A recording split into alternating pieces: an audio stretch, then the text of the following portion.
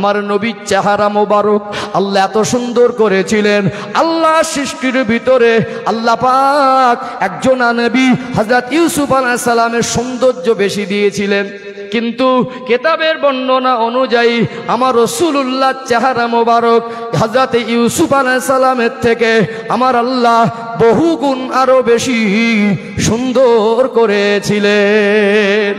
আমার নবী পাকের চেহারা মোবারক দেখলে আমার নবীর পূর্ণিমার চাঁদের মতো নূরানি চেহারা দেখলে সাহাবারা বলতেন কলিজাটা জুড়িয়ে যেত, একটু পেরেশানিতে থাকতেন, টেনশনে পড়ে যেতেন, ক্ষুধার তাড়নায় কষ্ট হতো, মনে মনে করতেন কোথায় যাব, কার কাছে যাব, একটু সান্ত্বনা পাবো, ছুটে ছুটে চলে আসতেন দয়ার নবী মায়ার নবী রাহমাতাল লিল আলামিন আমার রাসূলুল্লাহর কাছে এসে কলিজা ভরে সালাম দিতেন।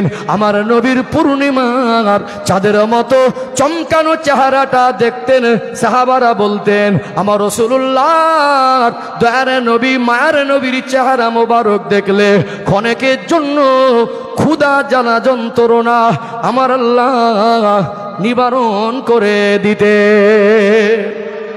রহমতের নবী, নবীকে ভালোবাসতে হবে। কাকে? নবীকে। নবী পাকে ছোঁয়াতে বরকত আছে না নেই? আমার রসুলকে মা হালিমাতু সাদিয়া কোলে করে ঘরে নিয়ে যাচ্ছেন, ওই দুর্বল উটনি অথবা গাধাকে আমার আল্লাহ সবল করে দিলেন। জোরে বলুন। পিছনে ছিলেন, আল্লাহ দেখছেন আমার হাবিব পিছনে থাকবে, আর মক্কা সাধারণ ঘরের বাচ্চার আগে যাবে, এটা আমার আল্লাহর পছন্দ হয়নি। মা হালিমা ভাবছে যে আমি উঠেছি দুর্বল গাধা, উটনি বা গাধা এত সবল না, তেজ নেই, হাঁটতে পারে না, আমি পিছনে পড়ে গিয়েছিলাম, আমি ঢুকছি আর ওরা বেরিয়ে যাচ্ছে। গাধাটা যখন সতেজ সবল হয়ে ছুটছে, মা হালিমা বলছেন আমি বুঝতে পারছি এটা সোনার মানিক দয়ার নবীর ছোঁয়ার একটা বরকত। জোরে বলুন। তিনি বর্ণনা করছেন আমার স্তনে দুধের অংশ বেশি ছিল, চিন্তিত ছিলাম। আল্লাহ পাক আমাকে একটা সন্তান দিয়েছেন, নবীজির দুধ ভাই ছিল কি ছিল না? অতএব এই দুটো বাচ্চাকে কিভাবে দুধ পান করাবো? আমার দয়ার নবীকে ঘরে নিয়ে যাওয়ার সাথে সাথে মা হালিমা বলছেন আল্লাহ পাক আমার স্থানে এত বেশি দুধ দিলেন, আমি মনে মনে করতাম আরো দুটো বাচ্চা মানুষ হয়ে যাবে। জোরে বলুন। মা হালিমা বলছেন আমি দয়ার নবীর চেহারা মোবারক দেখেছি, আমার মনে হলো বাচ্চাটার যদি কিছুই না দেয় এতিম আব্বা নেই। কারণ তদানীন্তন সময়ে বনু সাদ গোত্র থেকে তায়েব থেকে মায়েরা মক্কার মানুষের ধনী লোকের বাচ্চাদের নিয়ে যেত, বিনিময় কিছু উপহার, বিনিময় কিছু চুক্তির মাধ্যমে টাকা পয়সা লেনদেন ছিল। মা মেনা বলছেন দেখো হালিমা, আমি তো আমার বাচ্চা তোমার হাতে তুলে দিচ্ছি, আমার স্বামী কিন্তু নেই, বাচ্চাটা আব্বা হারা, তোমাকে সেই রকম কোন উপহার দিতে পারবো না। কিন্তু আমার নবীর চেহারা মোবারক দেখে এত ভালোবেসে ফেলেছেন, বুবুজান কিছু না দিলেও বাচ্চাটা নিয়ে যাবো। জোরে বলুন। ঘরে নিয়ে গেলেন, বকরি পালন ছিল, দুধ তেমন হতো না, দুধ দহন করে বিক্রি করত, বকরি পালনে তেমন বরকত ছিল না। আল্লাহর নবীকে ঘরে নিয়ে যাবার পরে মা হালিমা বলছেন আমার জীবনে আর কোনোদিন অভাব অনুভব করিনি। জোরে বলুন। তাইফে বনু সাদ গোত্রের হালিমার ছাগল বকরি যেখানেই যেত আমার রসুল পা পা করে হেঁটে একটু খেলা করতেন, আল্লাহর নবীর ছোঁয়াতে কদমের ছোঁয়ার বরকত আল্লাহ পাক কচি ঘাসে পরিণত করে দিত। জোরে বলুন। এখন কিছু তেজি তেজি সুদ করার ঘুষ করা আছে, হেঁটে গেলে ঘাস মরে যায়, আর আল্লাহ রসুলের কদমে ছোঁয়ার মোবারকে আল্লাহ পাক মরুভূমিতে কচি ঘাস জন্ম করে দিত। জোরে বলুন। আমার সমাজে কিছু কিছু মানে মারাত্মক একেবারে খাঁটি হারামখোর আছে, এসি রুমে বসে গরিবের টাকা খায়। আছে না নেই? আছে না নেই? আবার মনে করবেন হুজুর রাজনীতির কথা বলছে নাকি? আমি রাজনীতির নেতা লিডার নয়, আজও বলিনি, আগামীতেও বলবো না, জীবনেও বলবো না। আপনারা আমাকে হুজুর হিসেবে জানেন, এটা আমার কাছে অনেক বড়। ঠিক বলছি না ভুল বলছি? ধর্মীয় মাহফিল। তবে হ্যাঁ, যখন আমার ভাইকে ঠকিয়ে একজন সাধু সেজে, ভদ্র সেজে, ধনী সেজে, আল্লাহ তার অভাব দেয়নি, সে চাইলে 2 বছর বসে খেতে পারে, বেচারা বিপদে কি পড়ে বলেছে ভাই একটু বিচারটা করে দেওয়া, 1000 লিয়ায় লাইন কি করা যায় দেখছি। আছে না নেই? আছে না নেই? আমার নবী সুদ মুক্ত জীবন তৈরি করতে এসেছিলেন। আজ আমরা নবীর উম্মাতের দাবিদার, ভিতরে ভিতরে আজকে সুদ খাওয়া ঘুষ খাওয়া লোক আছে না নেই? আছে না নেই? এখানে বসে জীবন পরিবর্তন করলে তবেই বসার সার্থকতা হবে। রাগ করছেন নাকি? কি কষ্ট পাচ্ছেন? আমি কি আপনাদের বলেছি? সমাজের চিত্র বলছি, গায়ে পেতে নেবেন না, এটা সমাজে ঘটছে। ও ভাই জানেরা, সোনার মানিক যুবকেরা, আব্বারা মায়েরা, গভীর মনোযোগ দিয়ে শুনুন। নবী দিবসের মাহফিলে বসেছেন, নবীর আদর্শতে আদর্শিত হওয়া দরকার আছে না নেই? রহমতের নবীর ছোঁয়াতে আল্লাহ বরকত দিতেন। আমার নবী বড় হলেন, আমার নবী যতদিন বড় হয়েছেন, মক্কার জমিনে জাহিলিয়াতের যুগের মানুষেরা অবাক হয়ে যেত, আশ্চর্য হয়ে যেত। নবী পাকের জবানে মোবারকে কোনোদিন গালি শুনিনি, কাউকে কোনোদিন গলা ধাক্কা দেয়নি। তানার কথা এত শালীনতা ছিল, তানার কথা এত ভদ্রতা নম্রতা ছিল, তানার আচরণ এত নরম ছিল, তানার চাউনি চালচলনের ভিতরে এত মাধুর্যতা ছিল, তানার চেহারা মোবারক এত সৌন্দর্য ছিল। জীবনে কাউকে হিংসা করিনি, ছোট বড় কথা বলিনি। আল্লাহ নবী জীবনে মিথ্যা বলিনি। লুটপাট চলতো, রাহাজানি চলতো, খুন চলতো, মারামারি চলতো, জেনা ব্যভিচার চলতো, মদ গাঁজা জুয়া চলতো। নোংরায় ডুবে থাকা মানুষদের কেউ জানতো ও লম্পট, কেউ জানতো ওই লোকটা ডাকাত, কেউ জানতো ওই লোকটা খুনি, কেউ জানতো ওই লোকটা হলো মদখোর মাতাল। কিন্তু ওই জামানায় আল্লাহর নবীর আদর্শ দেখে মক্কার মানুষ বলতে বাধ্য হয়েছিল, ইনি হলেন আল আমিন। আমার নবীর ব্যবহারে আচরণে মুগ্ধ হয়ে জাহিলিয়াতের যুগের অন্ধকারে ডুবে থাকা মানুষও প্রশংসা করতে আল্লাহ নবীকে বলেননি। নবী পাকের একটা নাম দিয়েছিল আল আমিন। দিয়েছিল না দেয়নি? আল আমিন। নবী পাককে আল্লাহ পাক 40 বছর বয়সে নবুয়ত দিলেন। আমার নবী দুনিয়া আসলেন, অন্ধকারে ডুবে থাকা মানুষকে নবী আমার দিনের দাওয়াত পৌঁছে দিলেন। আল্লাহ নবী দুনিয়া 23 বছর ধরে দিনের খেদমত করলেন। মক্কায় 13 বছর আর মদিনায় 10 বছর। এই 23 বছরের মেহনতে, 23 বছরের খেদমতে, 23 বছরের দিন প্রচারের বিনিময়ে আল্লাহ নবী মক্কার জমিনে শান্তি কায়েম করে দিয়েছিলেন। জোরে বলুন। কিভাবে মানুষ ব্যবসা করবে, কিভাবে মানুষ লেনদেন করবে, সন্তান মার সঙ্গে কি আচরণ করবে, মা সন্তানের সঙ্গে কেমন আচরণ করবে, আব্বা সন্তানের উপরে কেমন ইনসাফ করবে, ভাই ভাইয়ের সঙ্গে কেমন সম্পর্ক রেখে চলবে, দুনিয়ায় মানুষ রাস্তায় কোন দিক থেকে চলবে, ভাতটা কিভাবে খাবে, মানুষের টোটাল জীবনযাপনের ব্যবস্থা আল্লাহ পাক কোরআনুল কারীম গাইডলাইন হিসেবে দিয়েছে। তার হাবিবকে আমাদের জন্য রহমত স্বরূপ আর শিক্ষক করে পাঠিয়েছেন। জোরে বলুন। তিনি এই 23 বছরের মেহনতে খেদমাতে মক্কার জমিনে আল্লাহর কোরআন দিয়ে রাষ্ট্র শাসন করে শান্তি কায়েম করেছিলেন। সুদ বন্ধ হয়ে গেল, গাঁজা মদ বন্ধ হয়ে গেল, ঘুষ বন্ধ হয়ে গেল, খুনোখুনি বন্ধ হয়ে গেল, মহিলারা সম্মান পেল। আল্লাহ পাকের নবী এমন পরিবেশ তৈরি করে দিলেন, নবী পৃথিবীকে দেখিয়ে দিলেন একজন পিতা, যোগ্য পিতার ভূমিকা কেমন হবে, তার সন্তানদের কেমন মানুষ করবেন। নবী পৃথিবীর মানুষকে দেখিয়ে দিলেন একজন স্বামী তার স্ত্রীকে কিভাবে ভালোবাসবে। নবী পৃথিবীর মানুষকে দেখিয়ে দিলেন দুনিয়ার মানুষ রাষ্ট্র কিভাবে পরিচালনা করবেন। আমার নবী সেরা দার্শনিক, আমার নবী পৃথিবীর সেরা বৈজ্ঞানিক, আমার নবীর পৃথিবীর সেরা রাষ্ট্রপতি, আমার নবী পৃথিবীর সেরা রাষ্ট্রনায়ক, আমার নবী পৃথিবীর সেরা স্বামী, পৃথিবীর সেরা বাবা। পৃথিবীর মানুষকে আমার নবী দেখিয়ে দিলেন দুনিয়া শান্তির জীবন কিভাবে পেতে হয়। জোরে বলুন। ও ভাইজানেরা, সোনা মানিক যুবকেরা, আব্বারা মায়েরা, আমার দয়ার মায়ার নবী হুজুর আমার দিনের দাওয়াত দিলেন। মক্কার মানুষেরা অন্ধকারে ডুবে থাকা মানুষগুলোকে আল্লাহ নবী দিনের পথে আনলেন, আল্লাহকে চেনালেন, নবীর উম্মাতদের দলভুক্ত করে নিলেন। আমার নবীর দেওয়ানা হয়ে গেল যারা জ্যান্ত মেয়েকে কবর দিত, যারা মদ খেয়ে রাস্তায় পড়ে থাকতো, যারা দুনিয়ায় অন্ধকারে ডুবেছিল, আল্লাহ নবীর হাতে হাত দিয়ে ঈমানের কলেমা পড়ে মুসলমান হয়ে গেলেন। নবী এসে অন্ধকারে ডুবে থাকা মানুষগুলোকে সাহাবার মর্যাদা বানিয়ে দিলেন। জোরে বলুন, প্রাণ খুলে বলেন। তাহলে নবী এসেছেন, এটা আমাদের কাছে দুনিয়ার মানুষের কাছে নিয়ামত নয়, রহমত নয়। মানুষের চাহিদা পূরণ হলে মানুষ খুশি হয়। কি বললাম? প্রয়োজন পূরণ হলে মানুষ খুশি হয়। পরপর 4টে মেয়ে, অনেক কোটিপতি, অর্থের অভাব নেই, এবারে আশা করছে আল্লাহ একটা ছেলে দেন। হয় কি হয় না? হ্যাঁ, আল্লাহ আমাকে একটা ছেলে দেন। আল্লাহ দিলেন। 4টে পরপর মেয়ে, আবার একটা সন্তান আল্লাহ দিচ্ছেন। এবার আশা খুব আল্লাহর ছেলে দেন। ছেলে দিলেন তো দিলেন মনের মতো ফুটফুটে সন্তান, দেখতেও সুন্দর, সেই রকম সন্তান। খুশি বেশি হবে না কম হবে? ওর একটা আশা ছিল, যদি নাও দিতেন চলতো। চলতো কি চলতো না? হ্যাঁ, কিন্তু ওই ছেলেটা দেওয়ার পরে ও খুশি হয়েছে না হয়নি? ওর চাহিদা পূরণ হয়েছে তাই খুশি হয়েছে। তাহলে এই খুশিটা কি বেদাত? এই খুশিটা কি বেদাত? এই খুশিটা কি হারাম? ছেলের বিবাহ দেবে, বর্তমান সময় কঠিন না? হ্যাঁ, মানুষ বলে জাতের মেয়ে, বলেন না জাতের মেয়ে কালো ভালো। একজন বলছে আমার বৌমা বেজাতের বাচ্চা, বলছে না বলে না? হ্যাঁ, ঘরে আসার পরে আগুন লেগে গেছে, আছে না নেই?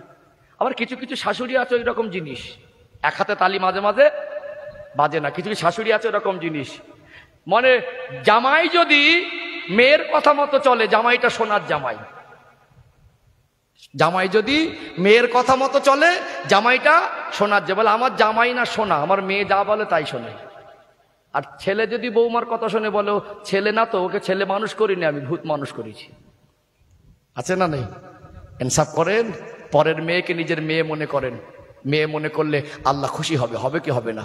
বৌমা ইনসাফ করুক, একটা মাকে ছেড়ে দিয়ে ওটা শাশুড়ি না মায়ের নজরে দেখেন, দুজনের মধ্যে ভালোবাসা বাড়বে না কমবে? তারপরে এখন বর্তমান সিচুয়েশনে অশান্তি বেশি, সংসার বেশি দিন টেকে না, এক সংসার বেশি দিন টেকে না। বাধ্য হয়ে আব্বা বলছে বাবা তুই আলাদা হয়ে খা, বলছে না বলে না?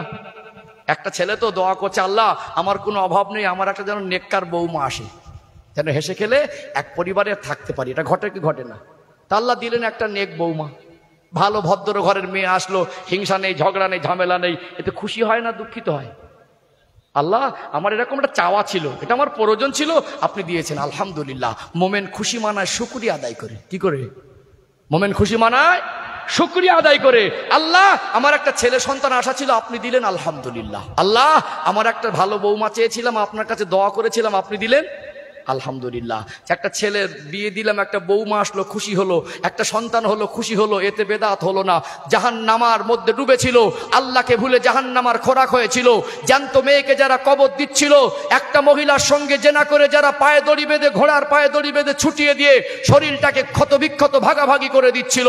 মানুষ মদ খেয়ে টোল থাকতো, লুটপাট করতো, রাহাজানি করতো। আল্লাহ নবী এসে বিশ্ববাসীকে, প্রিয় নবী এসে সাহাবাত দরজা বানিয়ে দিলেন, আল্লাহ জান্নাত সার্টিফিকেট পাইয়ে দিলেন, আল্লাহকে মান্যওয়ালা বানিয়ে দিলেন, ইমানদার বানিয়ে দিলেন। এটা মোমেনের কাছে খুশি নয়? আমাদের এলাকার কিছু কিছু ছেলে আপনার এলাকায় দেখবেন ইদানিং মোবাইল ফোনে ফেসবুক আর ইউটিউবের মুরিদ হয়েছে। এরা বলছে এই বেদাত বেদাত বেদাত। ঘুরিয়ে বলবি কচি সূরা ফাতিহাটা বলতো, ঘুরিয়ে বলবে কচি তুই সূরা ফাতিহাটা বলতো, একদম বন্ধ হয়ে যাবে। ডাক করছেন নাকি? হ্যাঁ, এখানে বসে কি করেছি আমরা? একটা কাজ দেখাতো, কই হারাম কাজ করেছি? একজন ভদ্রলোক বায়ান দিচ্ছে, আমি মদিনা শরীফে আছি, তো এখানে তো নবীর দিবস কোথাও হচ্ছে না। আচ্ছা, যারা হাজী সাহেব আছেন, আমিও মদিনা শরীফে গিয়ে দেখেছি, একটা জায়গায় কোনোদিন যে কদিন ছিলাম, এরকম প্যান্ডেল করে স্টেজ করে একটাও বায়ানের মজলিস দেখিনি, বোঝা যায়নি। মদিনা শরীফে এরকম মাহফিল হয় না বলে, তাহলে আপনি এখানে সেরকম মাহফিল করছেন কেন? আজ মদিনা শরীফে হয় না দলিল বানাচ্ছেন। মদিনায় তো 20 রাকাত তারাবি হয়, যদিও পরিস্থিতিতে কমিয়ে দিয়েছে, 8 রাকাত হয়, 10 রাকাত হয়। তারাবির সময় কেন 8 রাকাত পড়ো? মদিনাকে স্মরণ করো না। ঠিক বলছি না ভুল বলছি? ঠিক বলছি না ভুল বলছি বলেন? হ্যাঁ, কিছু মানুষ আছে দেখবেন সমাজে ফিতনা ছড়াচ্ছে, আমরা তাদের শত্রুতা করিনি, তাদেরকে আমরা খারাপ বলিনি। আল্লাহর কাছে দোয়া করে আল্লাহ হেদায়েত দেন। ফিতনা ফাসাদের যুগ, একটু সাবধানে থাকা দরকার আছে না নেই? আছে না? ওই লোকটা আমার দুশমন না, সে আমার একটা ভাই, সে আমার একটা ভাই। দলমত ছিল, আছে, থাকবে। ভাই তোমার ভালো লাগে না তুমি করো না, আমি যেটা করছি আমার সজ্ঞানে আমরা হারাম কাজের ভিতরে করিনি। এই এতগুলো ভাইয়েরা এসে বসেছেন, দিনের কথা শুনছেন, বলুন এখানে বসে কি কারোর গোনা হচ্ছে? গোনা হচ্ছে? বিবেক কি বলে গোনা হচ্ছে? হয় না। তাহলে এটাকে মানুষ বন্ধ করতে চাইছে, এটা উম্মতের ভালোর দিক না খারাপের দিক? এটাকে যারা বন্ধ করতে চাইছে, এতে উম্মতের ভালোর দিক না খারাপের দিক? হ্যাঁ, তাহলে তাদের জন্য কি করব? শত্রুতা করব না, দোয়া করবো আল্লাহ ওদের বুঝ দেন। বলেন আল্লাহুম্মা আমিন। ও ভাই জানেরা, সোনার মানিক যুবকেরা, আব্বারা মায়েরা, কষ্ট নেবেন না, মনে দুঃখ নেবেন না। আঘাত দেওয়া আমার উদ্দেশ্য নয়, আমি গোঁড়ামি পছন্দ করি না।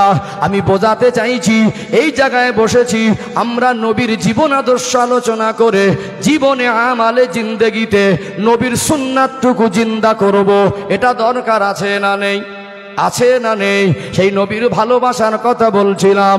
আমার নবীর ভালোবাসা অর্জন করতে গেলে শুধু মুখে বলবো নবী মানি, মুখে বলবো নবী মানি, এইটুকু যথেষ্ট নয়। আমার খাওয়া দাওয়া, আমার লেনদেন, আমার ওঠা বসা, আমার ব্যবসা বাণিজ্য, আমার ঘুম থেকে ওঠার ঘুমানো পর্যন্ত, আমার ঘুমিয়ে পড়ার ওঠা পর্যন্ত 24 ঘন্টা সুন্নাত তরিকায় জীবন চালানো দরকার আছে না নেই? আল্লাহ পাক কোরআন শরীফে বললেন, ওমা আতাকুমুর রাসূলু ফাখুযু ওমা নাহাকুম আনহু ফান্তাহু। সূরা আল হাশরের আয়াত 28 নম্বর পারা সূরা আল হাশরের ভিতরে পেয়ে যাবেন। আমার আল্লাহ বললেন, ওমা আতাকুমুর রাসূলু ফাখুযু, আমার নবী যেটা তোমাদের আদেশ করেন, আমার নবী যেটা তোমাদের করতে বলেন, ওটাকে তোমরা ধরো। ওমা নাহাকুম আনহু ফান্তাহু, আমার নবী যেটা নিষেধ করেন ওটাকে তোমরা বর্জন করো। ও ভাইরা বাপেরা, আমার নবীর আদর্শে আদর্শিত হলে আল্লাহ জান্নাতের হকদার হওয়া যায়। নবীর ভালোবাসার কথা ইনশাআল্লাহ বলবো। প্রাথমিকভাবে কিছু কথা বলেছি, যেহেতু আপনারা বুঝতেই পারছেন 2 ঘন্টা 2.5 ঘন্টা নবী পাকের জীবনী বলে শেষ করা সম্ভব নয়। কিভাবে ভালোবাসতে হয় সেই রাস্তা খুঁজবো ইনশাআল্লাহ। একটু তাকবীর দেবো, দরুদ শরীফ পড়িয়ে নেবো। নবীর ভালোবাসার কথা বলে বেশি রাত করবো না, সংক্ষেপে ইনশাআল্লাহ সমাপ্ত করবো। একটু তাকবীর দেন, নারী তাকবীর। খুব ভালো লাগছে, সবাই মিলে আরেকবার নারী তাকবীর।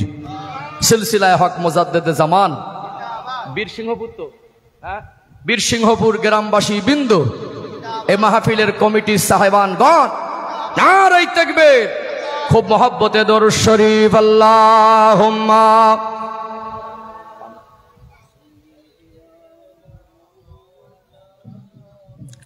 وعلى آل سيدنا हब अहमद जिल्ही सीने में है, मैं आहूं मेरा दिल मदीने में है। फूल तो फूल काटूं क्या हुस्न है, लुत्फ जन्नत से बढ़कर मदीने में है। अल्लाहुम्मा सल्ले अला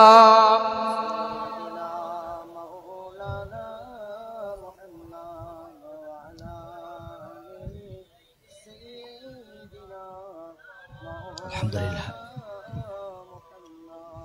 इन हवाओं से कह दो ना आए इधर, मुझको खुशबू की कोई जरूरत नहीं, जिनकी खुशबू से महका सारा जहां, खुशबू नबी के पसीने में है। अल्लाहुम्मा सल्ले अला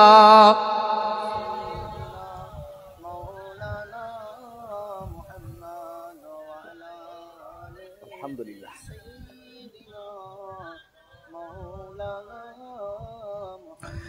একটু জিকির করেন, লা ইলাহা ইল্লাল্লাহ।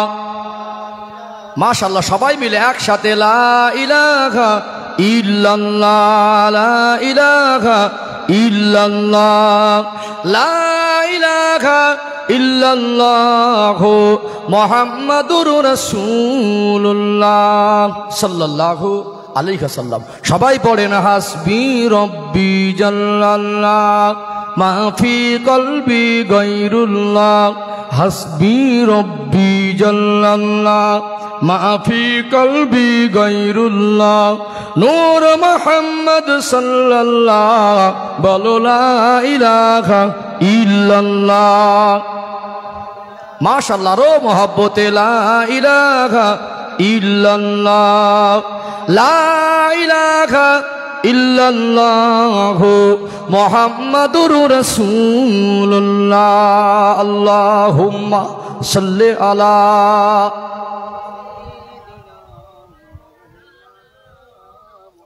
ওয়া আলা আলি সাইয়্যিদিনা।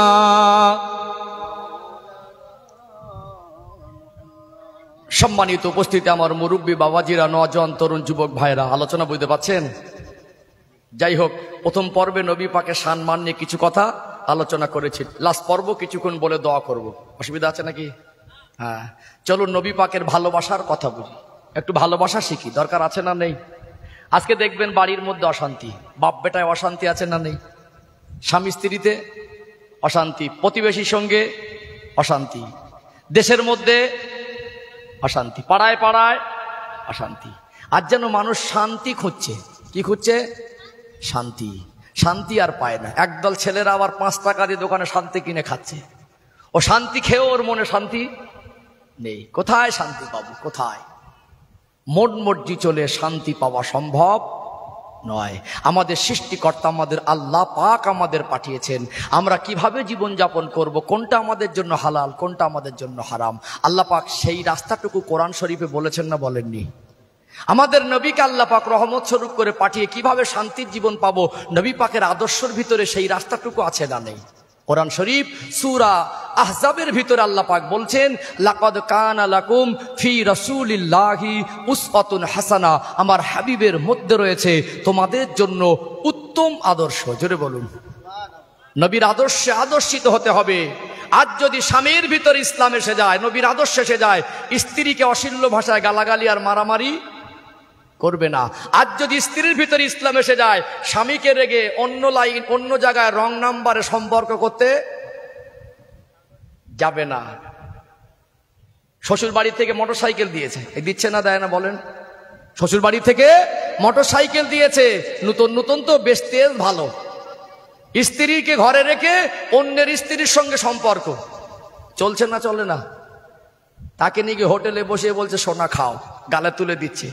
হ্যাঁ, বাড়িতে মানে বৈধ স্ত্রী আছে, যে মোটরসাইকেলটা চেপে গেছে ওটাও ওর শ্বশুরের দেওয়া, অন্য জায়গায় গিয়ে বলছে সোনা খাও। এটা যদি স্বামীর চরিত্র হয়, সংসারে শান্তি থাকবে? হ্যাঁ, কিছু হলো, হঠাৎ মাথা গরম, বাড়ি এসে দেখলো একেবারে স্বামীর দেখছে স্ত্রী কোনো একটা কাজে ত্রুটি করেছে, আব্বা তুলে, মা তুলে, গোষ্ঠী তুলে, বংশ তুলে, খানদান তুলে গালাগালি শুরু করে দিলে আর সংসারে শান্তি হবে? আমার নবী জীবনে কোনো বিবিদের গালাগালি দেয়নি, কিছু হলেই শুরু করে দিলে।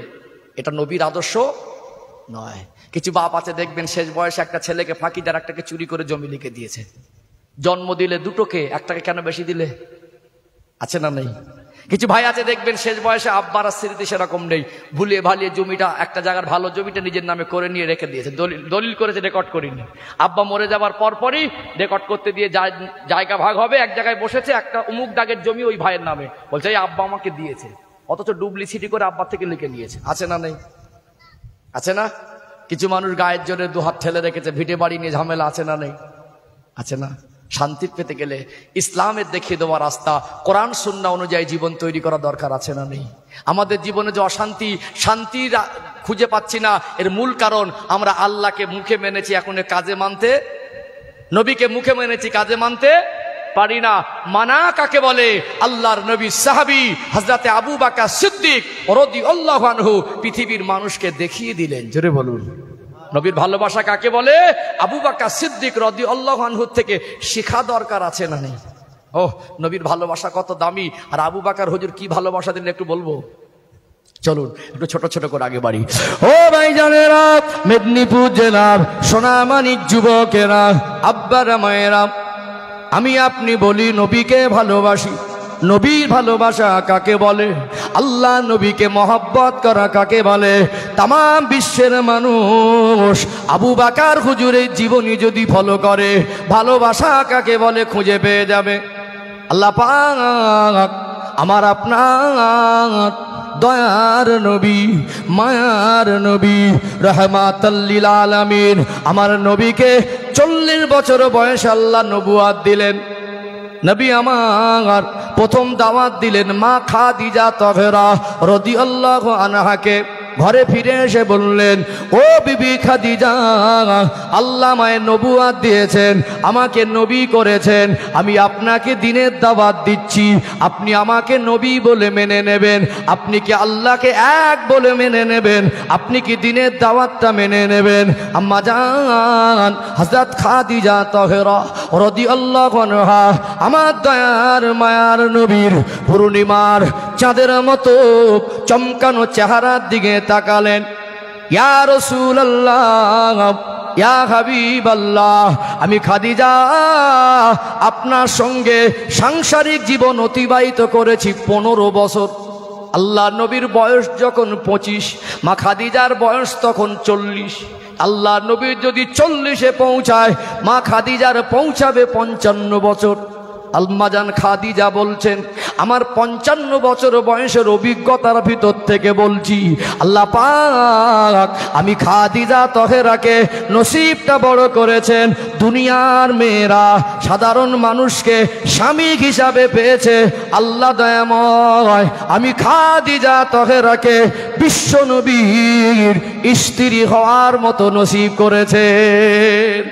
আমি এত কাছ থেকে আপনাকে দেখেছি, 15টা বছর আপনার সঙ্গে সাংসারিক জীবন অতিবাহিত করেছি। আমি খাদিজার 55 বছর বয়সের জিন্দেগিতে আপনার মতো এত উন্নত আলা চরিত্রের মানুষ, আপনার ব্যবহার, আপনার ভাষা, আপনার মনুষ্যত্ব, আপনার দুনিয়ার জীবনযাপন, আপনার চালচলন দুনিয়ার কোনো সাধারণ মানুষের নয়। আপনি যে আল্লাহর প্রেরিত একজন নবী, আমি আপনার বিবি, আমার সন্দেহের কোনো অবকাশ নেই। আমি নিঃসন্দেহ আমি আল্লাহকে আল্লাহ বলে মেনে নিলাম, আপনাকে নবী বলে মেনে নিলাম। আপনি আমাকে ঈমানের কলেমা পড়িয়ে মুসলমান করে দিন। জোরে বলেন না, নারী তাকবীর, নারী তাকবীর। বাইরে যতই ভালো হয়ে ঘুরি, আমাদের স্ত্রীরা আমাদের একটা সার্টিফিকেট দিতে পারবে। একটু হ্যাঁ দেন। কি গো, বেইবাড়ি গেছে ভদ্রলোক, একেবারে ভালো ঝকঝকে জামা পরে, ছেলের বিয়ে দিয়েছে তো, বৌমার বাপের বাড়ি বলে কথা। চার দোকানে গিয়ে ভদ্রলোক সন্ধ্যেবেলা 2 বেই আদর যত্ন মেহমানদারি হলো, চার দোকানে চা খেতে গেছে। এত স্টাইল মেরে কথা বলছে, দেখে মনে হবে অ্যাডভোকেট আছে না নেই। একটু ভাবলায়, চার দোকানে বসে গল্প করছে কুটুম বাড়ি। একজন বলছে, ভাই লোকটাকে না জ্ঞানী মনে হচ্ছে। কে বলতো? এটা অমুক লোকের বেই কুটুম, আর লোকটা খুব জ্ঞানী। ওখানে বেই বাড়ি গিয়ে মনে হচ্ছে আল্লাহর ওলি, একেবারে অ্যাডভোকেট। বাড়িকে খবর নিয়ে দেখবেন দিনে 2-4টে করে মিথ্যে কথা বলে, রাতে 2-4টে করে মিথ্যে কথা বলে। বাড়ি গিয়ে দেখবেন ওর মুখের ভাষা শুনে শয়তানও লজ্জা পায়। আছে না নেই? আছে না নেই? হ্যাঁ, আমাদের চরিত্র ভালো সার্টিফিকেট দিতে পারবে আমাদের স্ত্রীরা। আমি রবিউল ইসলামের চরিত্র কেমন, আমার স্ত্রী যদি বলে ভালো, হাসরের ময়দানে আমার আল্লাহ ওটা গ্যারান্টেড করে নেবে। জোরে বলুন, জোরে বলবেন না। আমাদের একটা চরিত্র, বাইরের একটা চরিত্র, ভিতরে একটা চরিত্র। ভিতরের চরিত্রটা স্ত্রী ভালো জানে। জানে কি জানে না? হ্যাঁ ও ভাই জানেরা, মেদিনীপুর জেলার সোনামানিক যুবকেরা, আব্বারা মায়েরা, আমার রাসূলুল্লাহকে, আমার দয়ার নবীকে, মায়ের নবীকে মা খাদিজা তহেরা রাদিয়াল্লাহু আনহা বলেছিলেন, ইয়া রাসূলুল্লাহ, ইয়া হাবিবাল্লাহ, আপনার মতো এমন মহান চরিত্রের মানুষ আমি আমার 55 বছর বয়সে জিন্দেগিতে দেখিনি। আম্মাজান খাদিজা তহেরা হলেন আল্লাহর নবীর কাছে সর্বপ্রথম মুসলমান। জোরে বলুন। নবী আমার 3 বছর গোপনে দিনের দাওয়াত দিয়েছিলেন। দ্বিতীয়বার দাওয়াত দিবেন কাকে? আল্লাহ নবী ভাবছেন যাকে তাকে দেব না। সমাজে কিছু তার কাটা মানুষ থাকে, বোঝে বেশি, বোঝে কম আর চিল্লায় বেশি। নবী আমার ভাবলেন আমার কথাটা কে বুঝবে, আমাকে কে ভালো করে চেনে, আমি এমন লোকের কাছে দ্বিতীয়বার দাওয়াত দেব, সেই লোকটা যেন ঈমানের কলেমা পড়ে মুসলমান হয়। সকাল হয়ে গেল, নবী আমার হযরত আবু বকর সিদ্দিক রাদিয়াল্লাহু আনহুর কাছে চলে গেলেন।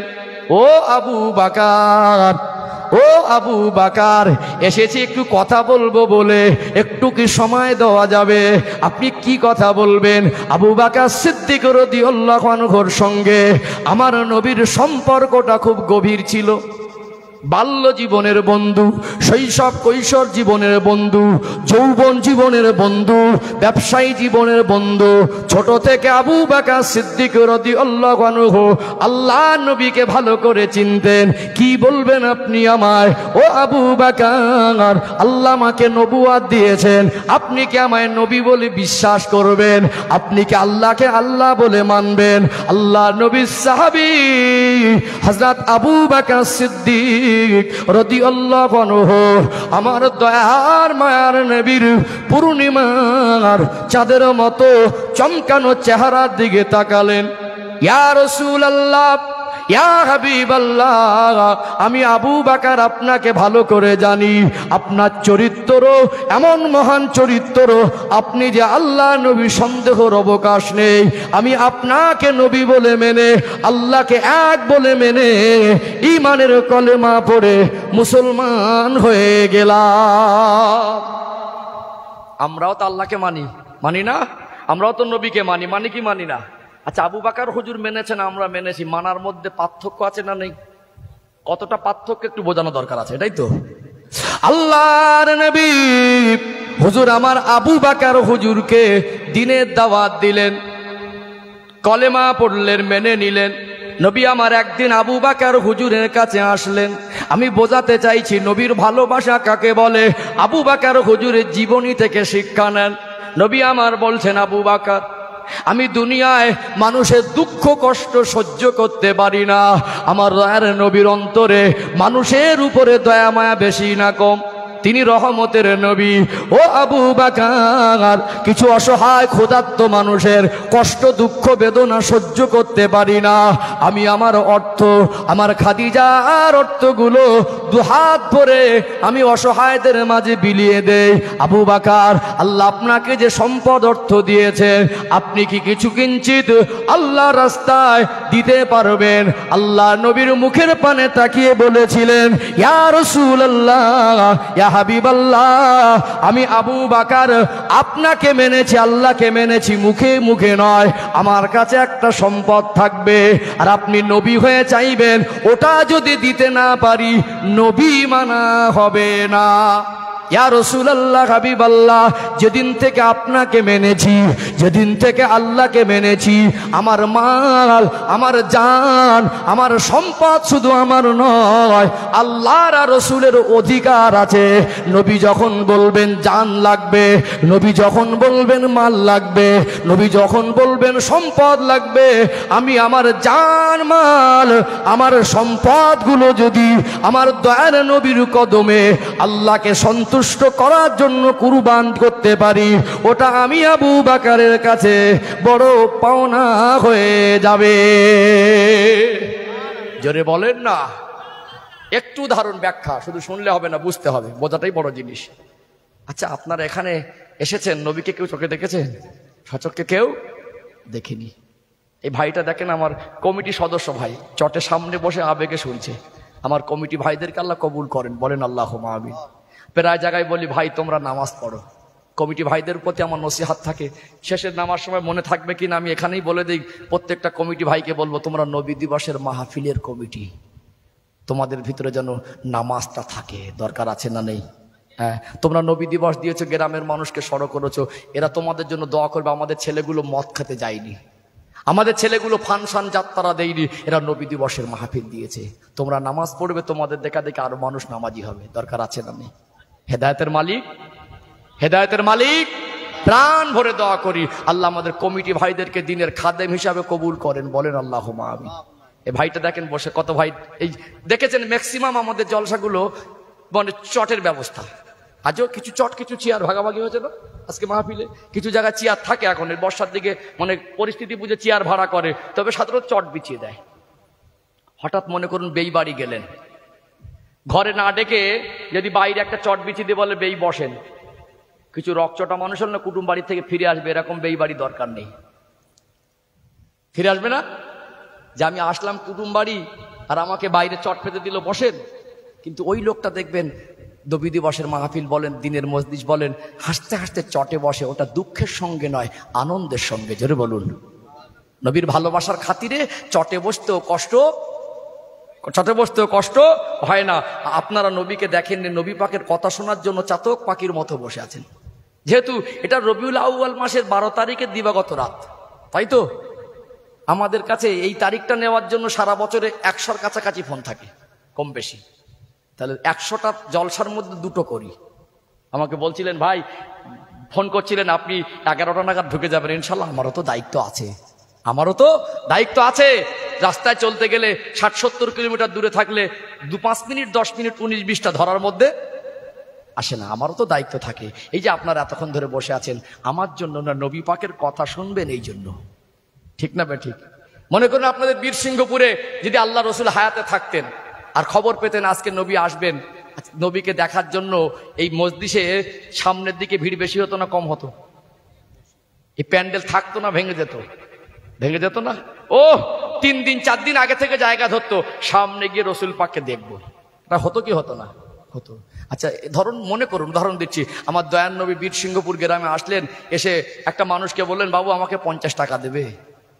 পকেটে 50 টাকা আছে, ক টাকা? নবী চেয়েছেন 50টা টাকা দেবে আল্লাহর রাস্তায়, কি করবেন? কি করবেন? দিতে হবে। 50 কেন? হুজুর যদি বলে জমিটা দাও তাও দিয়ে দেবো। দেবো কি দেবো না? নবী যদি এসে বলেন তোমার 10 কাঠা জমি আছে ওটা দেবে বাবা, ওটাও দিয়ে দেবো কি দেবো না? আর মনে করুন আল্লাহর নবী 50 টাকা চেয়েছেন, এসে বললেন হুজুর 50টা টাকা আছে আনলেই আমি দেবো না। পাশ থেকে একজন কি বলবে? কিরে তুই নবীর ভালোবাসিস? কি বলবে? তুই কি নবীর ভালোবাসিস? তুই নবী মেনেছিস, নবীকে মানার মতো তুই মুখে মেনেছিস। নবী পাক চেয়েছেন তুই দিতে পারিসনি, মনে ওটা নবী মানা। আবু বকর হুজুরের মানার মাত্রা দেখুন। ও ভাইজানেরা, মেদিনীপুর জেলার সোনারমানিক যুবকেরা, আব্বারা মায়েরা, আমার দয়ার নবীকে বলেছিলেন আমার মাল, আমার সম্পদ আজ থেকে শুধু আমি আবু বকরের নয়, আমার আর আল্লাহর নবী যদি আমার সম্পদ চায়, আমি দিতে যদি না পারি আল্লাহ মানার নবী মানা হবে না। অতএব আমার সম্পদ যদি ইসলামের সাথে আপনার জন্য ব্যয় করতে পারি, ওটাই আমার কাছে দুঃখ নয় বরং আনন্দের হয়ে যাবে। নবী মানা বুঝতে পেরেছেন? হ্যাঁ, মৌলবী দিবসে চাঁদা চায় মাঝে মাঝে, গরিব মানুষটা দিল 500 টাকা বের করে, ও লোকের পয়সা আছে, পয়সা শ্যাতলা ধরে যাচ্ছে, 2-4 বছরও ঠিক ভান্ডারে হাত মারে না, ঘষে 50 টাকার লোটটা দিচ্ছে, তাও সে ময়লা পেনা বার করে দিচ্ছে। আছে না নেই? আছে না নেই? ছেলেগুলো টাকা তুলে পেটে খায় না, ছেলেগুলো টাকা তুলে এরা নবী দিবসের মাহফিল করে। এগুলো আপনাদের বলছি না, এগুলো ঘটে। নবীকে মেনেছি, নবীকে মানার মতো মানতে হবে। কথা ঠিক না বেঠিক? ও ভাইজানেরা, সোনামানিক যুবকেরা, আব্বারা মায়েরা, বসেছেন নবী দিবসের মাহফিলে, নবীর ভালোবাসা অর্জন করেন। নবীকে কিভাবে ভালোবাসতে হয় একটু শিখে নেন। আল্লাহর নবী মক্কা জমিনে 13 বছর খেদমাত করেছেন। 53 বছর বয়সে আমার দয়ার নবী হিজরত করেছিলেন। কত বছর বয়সে? 40 বছর বয়সে নবুয়ত পেলেন। মক্কার জীবনে নবুয়তি জীবন 13 বছর, মদিনায় 10 বছর, টোটাল 63 বছরের জীবন। এই 13 বছরের ব্যবধানে আল্লাহ নবী দ্বীনের দাওয়াত দেওয়ার কারণে আমার নবীর দুশমন তৈরি হয়েছিল না হয়নি? নবী পাকের পিছনে কিছু দুশমন পড়ে গেল, আমার নবীকে বহুবার চক্রান্ত করে মেরে দেওয়ার চক্রান্ত করেছে। আমার দয়ার নবীকে বহুবার জানে মিটিয়ে দেওয়ার পরিকল্পনা করেছে। আমার নবীকে তায়েফের মানুষেরা মেরে রক্তাক্ত করে দিয়েছে। এক পর্যায়ে আল্লাহ জানিয়ে দিয়েছিলেন, আমার হাবিব, একটা দিন এমন আসবে এই জন্মভূমি মক্কার জমিন আপনাকে থাকা হবে না, হিজরত করে মদিনার জমিনে চলে যেতে হবে। আল্লাহ নবী সিগন্যাল পেয়ে গিয়েছিলেন, আর হয়তো বেশি দিন থাকা হবে না। হযরত আবু বকর সিদ্দিক রাদিয়াল্লাহু আনহুকে ডেকে বলেছিলেন, ও আবু বকর, এমন একটা দিন সামনে আসছে, হয়তো আর বেশি দিন মক্কার জমিনে থাকা হবে না, হিজরত করে মদিনার জমিনে চলে যেতে হবে। একা যাব না বাবা, যেতে যদি হয় আমি রাসূলুল্লাহ আবু বকরকে সঙ্গে নিয়ে যাব। হিজরতের রাত, নবী আমার ঘুমাচ্ছেন, রাত গভীর হয়ে গেল। আবু জেহেল দলবল নিয়ে, অস্ত্র শস্ত্র নিয়ে মিটিং করে সিদ্ধান্ত করেছে রাতের অন্ধকারে মানুষকে মেরে দেওয়া সহজ হবে। আল্লাহ নবী ঘুমাবেন, ঘরটাকে ঘিরে ফেলবো, চতুর্দিক থেকে ঘিরে নেব, বেরিয়ে যেন পালিয়ে যেতে না পারে। রাতের অন্ধকারে মিটিয়ে দিলে আমাদের আর কেউ বাধা দেওয়ার থাকবে না। ও ভাইরা বাবেরা, নবী আমার ঘুমাচ্ছেন, আল্লাহ নবীর দুশ্মনেরা অস্ত্র শস্ত্র নিয়ে এসেছেন, উদ্দেশ্য হলো আমার দয়ার নবীকে মিটিয়ে দেবেন। আল্লাহ পাক আরশে আজিমে ডাক দিলেন, জিবরাইল লাব্বাইকা রব, জান জান, আমার দয়ার নবী ঘুমাচ্ছেন, আপনি গিয়ে আমার রাসূলকে উঠিয়ে দেন। বলুন আল্লাহ পাক এই মুহূর্তে হিজরত করে মদিনা শরীফে যেতে বলেছেন। আল্লাহ নবীর কাছে আসলেন, ঘুম থেকে ওঠালেন, আল্লাহ নবীকে জিবরাইল আমিন আলাইহিস সালাম সালাম দিয়ে বললেন, ইয়া রাসূলুল্লাহ হাবিবাল্লাহ, আপনি জানেন না আপনার ঘরে চতুর্দিকে দুশমনেরা অস্ত্র শস্ত্র নিয়ে ঘিরে দাঁড়িয়ে আছে। আল্লাহ পাক হুকুম করে দিয়েছেন আর মক্কা জমিনে থাকা হবে না, আপনি হিজরত করে বেরিয়ে পড়ুন, আপনি এখান থেকে বেরিয়ে যান। নবী আমার ঘুম থেকে উঠলেন, ও ভাই জিবরাইল, আমার ঘরটা যদি ঘিরে রাখে কি করে বের হব? আল্লাহ নবী কেবল, হুজুর ঘাবড়াবেন না, চিন্তিত হবেন না, আপনি আপনার নূরানি হাত দিয়ে এক মুঠা কাঁকর বালু হাতে উঠিয়ে নেন, একটু দুশমনদের লক্ষ্য করে ছুঁড়ে দেন।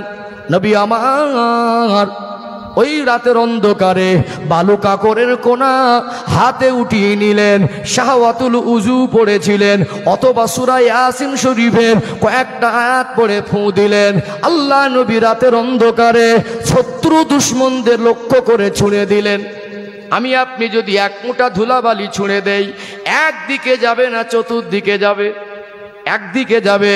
দয়ার নবীর মায়ার নবী ছুঁড়ে দেওয়া ওই কাকর বালিগুলো আমার আল্লাহ ঘরের চতুর্দিকে দুশমনদের চোখের কোনায় কোনায় পৌঁছে দিয়েছিলেন। কোরআন শরীফ আল্লাহ নাজিল করে বললেন, ওমা রমাইতা ইদ রমাইতা ওয়ালাকিন্নাল্লাহ রমা। আমার হাবিব, আমার দোস্ত, ওই বালুকোনা আপনি ছোড়েননি, ওটা আমি আল্লাহ ছুঁড়েছিলাম। ছুঁড়ে দেওয়ার দায়িত্ব ছিল আপনার, আর দুশমনদের চোখে পৌঁছে দেওয়ার দায়িত্বটা ছিল আমি আল্লাহ। চোখ খুব সূক্ষ্ম জিনিস, যত বড় মস্তান হোক, চোখে একটা বালুর কোনা বা পোকা গিয়ে পড়লে না মাল জব্দ। হ্যাঁ দেন না, হ্যাঁ এমনি চোখে একটা বালু কুটি কোনা গেলে চটপট করি কখন বার করব। হ্যাঁ হঠাৎ মোটর সাইকেলে যেখানে পোকা ঢুকে গেছে সঙ্গে সঙ্গে ব্রেক মেরে দাঁড়াতে হয়। আল্লাহ নবী ছুঁড়ে দেওয়া বালু কোনা আল্লাহ পাক নবীর দুশমনদের চোখে পৌঁছে দিয়েছেন। জ্বালা যন্ত্রণাটা বেশি হবে না কম হবে? ছুঁড়েছেন কে? ছুঁড়েছেন নবী, আর পৌঁছে দিয়েছেন চোখে চোখে কে? আল্লাহ। আল্লাহ নবী দুশমন ওরা। বালুকোনা দুটো চোখে চোখে গেল, পাগলের মতো হয়ে ছটপট করছে, জ্বলে গেল জ্বলে গেল। দাঁড়া, নবীকে মারবি, দাঁড়া। ছাইছুট হয়ে গেল, হাত রাখছে, কে কোথায় যাবে খুঁজে পায় না, রাস্তা খুঁজে পায় না। মাঝে মাঝে একে অপরের তাক্কাল ঠোলাঠুলি করছে, এই কি হলো রে?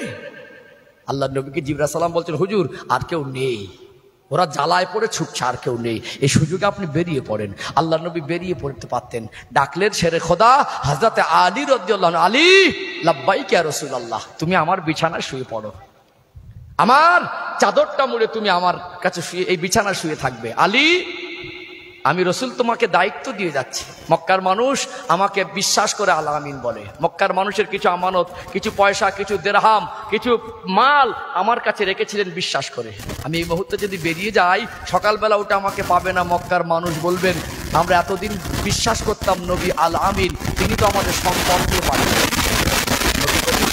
জিবরাইল আমিন বলছেন, ভাই জিবরাইল একটু সময় দেন, আমি এই মুহূর্তে বের হতে পারবো না। বান্দার হক বঞ্চিত করার জন্য আল্লাহ আমি রসুলকে পাঠাইনি, আল্লাহ পাক আমাকে হক আর ইনসাফ প্রতিষ্ঠিত করতে পাঠিয়েছেন। জোরে বলুন। আলী হুজুরকে বুঝে দিলেন, এই অর্থ দেরহাম আমানত গুলো সকালবেলা বুঝে দেবে। নবী আমার বেরিয়ে কোথায় যাচ্ছেন? আবু বকর সিদ্দিক রাদিয়াল্লাহু আনহুর ঘরে। দরজায় গিয়ে আওয়াজ দিলেন, আবু বকর হুজুর সঙ্গে সঙ্গে দরজা খুলে দিলেন। লাব্বাইক ইয়া রাসূলুল্লাহ। একটা মানুষ যেমন কিনা মনে করুন ট্রেন ধরবে, বোম্বাই যাবে, গুজরাট যাবে, বা ভিন্ন রাজ্যে কাজ কর্মসূত্রে যাবে, বা চিকিৎসার জন্য যাবে, একটা বেডিং পত্র যাবার মতো প্রয়োজনীয় আসবাবপত্র গুছিয়ে রাখা হয় কি হয় না? হ্যাঁ, আবু বকর হুজুর একেবারে দরজা খুলে বললেন, লাব্বাইকা রাসূল রেডি। বাবা আবু বকর রেডি? ইয়া রাসূলুল্লাহ। নবী পাক দেখে আশ্চর্য হয়ে গেলেন, আবু বকর একেবারে তৈরি। ও ভাইজানেরা, মেদিনীপুর জেলার সোনামানিক যুবকেরা, আব্বারা মায়েরা, দয়ার নবী, মায়ার নবী, রাহমাতাল লিল আলামিন আমার রাসূলুল্লাহ হযরত আবু বকর সিদ্দিককে বলতে লাগলেন, ও বাবা আবু বকর, আপনাকে দেখে মনে হয় কে যেন আপনার সংবাদ দিয়ে দিয়েছে, আপনি একেবারে তৈরি হয়ে রয়েছেন, আপনি কি রাতে ঘুমান নাই? ইয়া রাসূলুল্লাহ, হাবিবাল্লাহ, আপনি আমায় বলেছিলেন আপনি আমার সাথে নিয়ে যাবেন। আমি আবু বকর সেই দিন থেকে যতবার এশার নামাজ পড়ে বিছানায় ঘুমাতে যাই, আপনার কথাটা আমার মনে পড়ে যায়। আমি ঘুমিয়ে থাকবো, আল্লাহ নবী কখন আসবেন জানি না। আমি ঘুমিয়ে থাকার পরে নবী আমার যদি এসে বারবার আবু বকর আবু বকর বলে ডাকতে থাকে, আমি যদি উঠতে দেরি করে ফেলি, আমার যদি ঘুম ভাঙতে দেরি হয়, দয়ার নবী আমার দরজায় দাঁড়িয়ে দাঁড়িয়ে অধৈর্য হয়ে যাবেন, কষ্ট পেয়ে যাবেন, আমার আল্লাহ অসন্তুষ্ট হয়ে যাবে। এই জন্য আমি আবু বকর সেই দিন থেকে আপনি আসবেন, আপনার সঙ্গে যাব বলে তৈরি হয়ে থাকি। জোরে বলেন না সুবহানাল্লাহ। এখানে একটু ব্যাখ্যা দেবো, ঘটনা শোনানো উদ্দেশ্য না, শিক্ষা নেওয়া উদ্দেশ্য। ঘটনা তো আপনাদের শোনা আমি জানি। আচ্ছা বলুন, ঘুমিয়ে থাকলে ডেকে তোলা সম্ভব না অসম্ভব? কেউ ঘুমাচ্ছে, ডেকে তোলা যায় না? অবশ্যই তোলা যায়। তুলতে 5 মিনিট লাগে না, খুব বেশি বেশি 1-1.5 মিনিট। আস্তে আস্তে ডেকে ওঠে না, জোরে ডাকলে, চেঁচিয়ে ডাকলে ঘুম ভেঙে, যার একটু ঘুম বেশি সেও ঘুম ভেঙে ওঠে। ওঠে কি ওঠে না? আমার আপনার মতো মানুষ হলে নবী পাক আসবেন, নিয়ে যাবেন, ঠিক আছে, ডাকলে তো ওটা যায়, 1-2বার ডাকবেন, উঠে যাব। আমরা এই ভাবতাম। ভালোবাসার মাত্রাটা কাকে বলে দেখুন। আল্লাহর নবী দাঁড়িয়ে দাঁড়িয়ে আমার দরজার সামনে আমাকে বারবার ডাকবেন, যদি ঘুম ভাঙতে দেরি হয় নবীকে কষ্ট দেওয়া হবে, তৈরি হয়েছিলেন। জোরে বলুন। আর আমরা সেই নবীর ভালোবাসা এত বেশি ফেলেছি, দিনে 5টা করে বিড়ি লাগে কেউ মনে করিয়ে দেয় না, কিন্তু একদিনের ভিতরে একবারও দরুদ শরীফ বের হয় না। এক সপ্তাহে 535টা বিড়ি খেয়েছে, হিসেব পাওয়া যাবে। এক সপ্তাহে কবার দরুদ পড়েছে হিসেব পাওয়া যাবে না। আছে না নেই? কিছু কিছু বাবাজি আছে একটু খৈনি তামাক খায়, হ্যাঁ, পাবে না বলে আবার পকেটে করে নিয়ে ঘোরে। খৈনি এমন জিনিস বাসের মধ্যে চেনে না, পাশ থেকে বলছে ভাই একটু বেশি করে নাও। আছে না নেই? এক সপ্তাহের ভিতরে 5 বার করে খৈনি খেয়ে 5-6 বার করে খৈনি খেলেন, আপনাকে তো মনে করে দেয়নি। এক সপ্তাহের ভিতরে নবীকে ভালোবাসেন, কবার দরুদ পড়েছেন? এমনি তো পড়ে না, মজলিস এসে বললে একজন পড়ছে আর চুপ করে রয়েছে। হুজুর বলছে সুবহানাল্লাহ বলো, সুবহানাল্লাহ বলছে, চুপ করে বসে আছে। আছে না নেই? আপনাদের বলছি না আছে, আমি আপনাদের বলছি না আছে। বাবজিরা ভাইরা, নবীর ভালোবাসা কাকে বলে পৃথিবীর মানুষকে আবু বকর সিদ্দিক রাদিয়াল্লাহু আনহু দেখিয়ে দিয়েছিলেন। জোরে বলুন।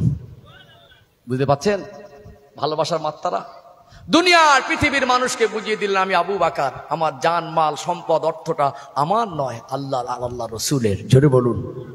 আবু বকর হুজুরের ঘটনা বললেও 2 দিন শেষ হবে, হ্যাঁ, ঘটনা বললেও শেষ হবে না। আমি এটা বোঝাতে চাইছি, ভালোবাসা অর্জন করুন। আমাদের যে সমস্ত বাবাজিদের মুখে দাড়ি নেই, আপনারা কচি মানুষ নয় যে হুজুরা বলে দেবে দাড়ি রাখা সুন্নাত, সবাই জানে। রাখু দেন, আমি আপনাকে বলবো তাই আপনি জানবেন, এটা ভুল কথা। আপনি জানেন যে দাড়ি রাখা দরকার। এই জীবনে কত খাটিয়া নিজে হাতে ধরেছি না ধরিনি? কত মানুষকে কবরে রাখতে দেখেছি, কত মানুষকে কবরস্থ করেছি, মাটি দিয়েছি, জানাজা পড়েছি। একটা দিন আমার আপনার আছে, আমরা লাশ হয়ে শুয়ে থাকবো, অন্য কেউ এসে আমাদের গোসল করিয়ে দেবে।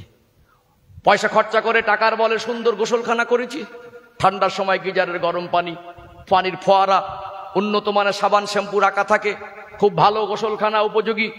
মরণের পরে গোসলখানা আর নিয়ে যাবে না, অন্য কেউ গোসলটা করিয়ে দেবে। পছন্দের মতো কালার, পছন্দের মতো কাপড়, পছন্দের মতো মানসম্মত একটা জামার পোশাক পরেছিলাম, মরণের পরে ওটা খুলে ফেলা হবে। আমাকে আপনাদের খাটিয়ায় করে কবরে রেখে আসবে। অন্তত এই সুন্নাতটুকু নিয়ে যাবো, এই প্রতিজ্ঞাবদ্ধ হন।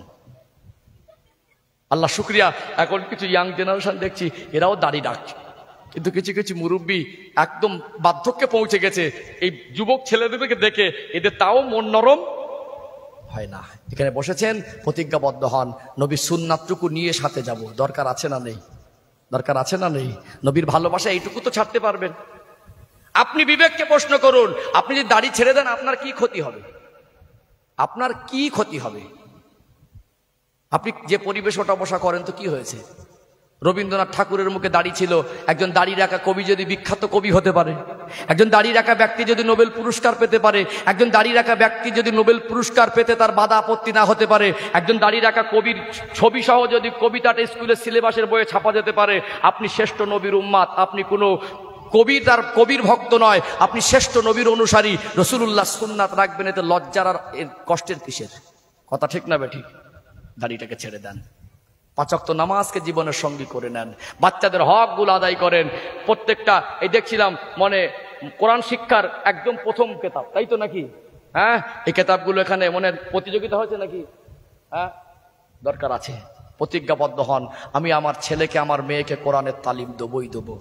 আমার মরণের পরে আমার সন্তান ইরাকে থাকে, দুবাই থাকুক, সৌদি থাকুক, পরবাসে থাকুক, দেশে থাকুক, বাইরে থাকুক, ভিন্ন রাজ্যে থাকুক, আমার সন্তান যদি নামাজি হয়, দিনদার হয়, পরেজগার হয়, আমার সন্তান আমার জন্য এশার নামাজ পড়ে আল্লাহর কাছে হাত তুলে বলবে, আল্লাহ আমি সারাদিন ব্যস্ত ছিলাম, আমার আব্বা কবরে চলে গেছে, আল্লাহ আমি সবসময় আব্বার কবরের ধারে যেতে পারি না, আল্লাহ আমি কর্মসূত্র অনেক দূরে আছি, আব্বার জন্য যদি 2 ফোঁটা চোখের পানি ফেলে দোয়া করে। ছেলে যদি দুবাই থাকে, সৌদি থাকে, কুয়েত থাকে, লন্ডনে থাকে, গুজরাটে থাকে, বিহারে থাকে, আসামে থাকে, যেখানেই থাকুক, সন্তানের চোখের পানি ফেলা দোয়া আল্লাহ পাকের দরবারে কবুল হয়। জোরে বলুন। মেয়েকে মানুষের মতো মানুষ করুন, পর্দা শেখান, বাড়ির পরিবেশটাকে সুন্নাতি পরিবেশ জীবিত করুন। আপনার মেয়েকে বিবাহ দেবেন, শ্বশুর বাড়ি চলে যাবে, আল্লাহ আমার ভাই আব্বার জানাজাটুকু পড়েছে। আমি মেয়ে মানুষ, আমাদের শরিয়াতের মাসালায় মেয়েদের জানাজার নামাজ পড়তে, মেয়েরা কি জানাজা নামাজ পড়ে? কোনো মহিলা ইন্তেকাল করলে তার জানাজা আমরা পড়ি, কিন্তু জানাজার কাতারে মহিলারা গিয়ে কবরে গিয়ে 3 মুঠা মাটি দিতে যায় না। তাহলে মেয়েটার আফসোস, আমার ভাই আমার আব্বার আর মার জানাজা পড়েছে, প্লাস কবরে গিয়ে মাটি দিয়েছে, দুটো তো আমি পারিনি।